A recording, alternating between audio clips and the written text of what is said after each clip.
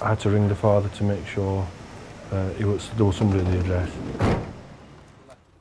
Going into the property, every single door was locked from outside with some sort of a bolt. He's obviously keeping control of the whole house. There's nobody in the address. It just tells me that he doesn't want anybody to come into his house or be there when he's not there. Just very briefly, Aki's going to follow you out just for the first half a mile, make sure there's nothing. I'm just going to go to my friends, that's where I'm staying now. No, I just want to make sure nobody's following you. Yeah? Police escort, yay! All right, okay. Okay, thanks, bye. Take care. If she would have stayed there and they would have taken her by force abroad, we would never know that she's married at all. But it's down to her courage really at the end of the day to come forward and say, look, this is what's happening and we need more people to come forward and say this. But it doesn't happen, it just doesn't.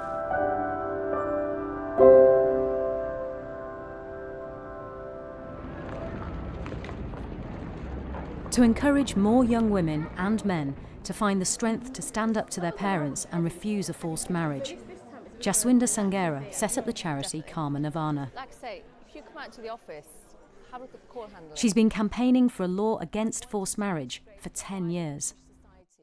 I was 14 years old when I came home from school one day. My mother sat me down, she presented me with the photograph of the man I was to learn I was promised to from the age of 8.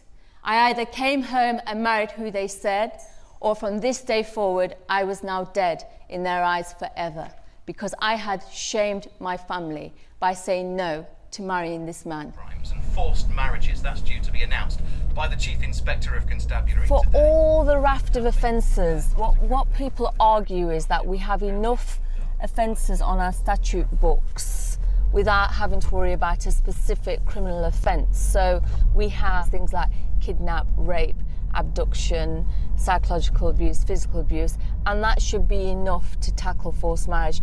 Well, in fact, we've made the case that it's not, because a specific law actually, as somebody who is a survivor of a forced marriage, enables me to own it as a crime, to be able to say to my family, you can't do this to me, it's against the law in Britain.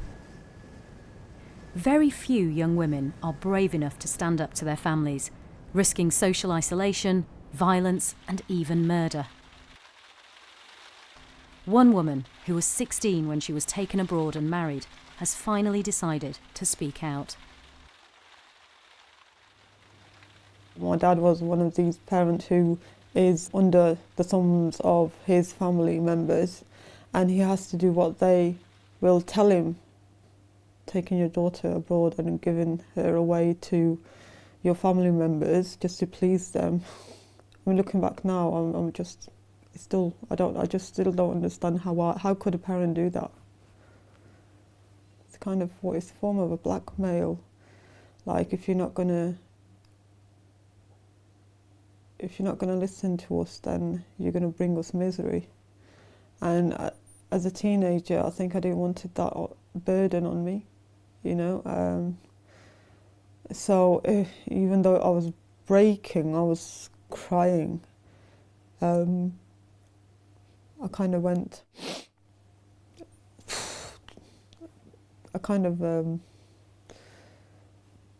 I had no choice but to go ahead with it. It was just me against so many of them.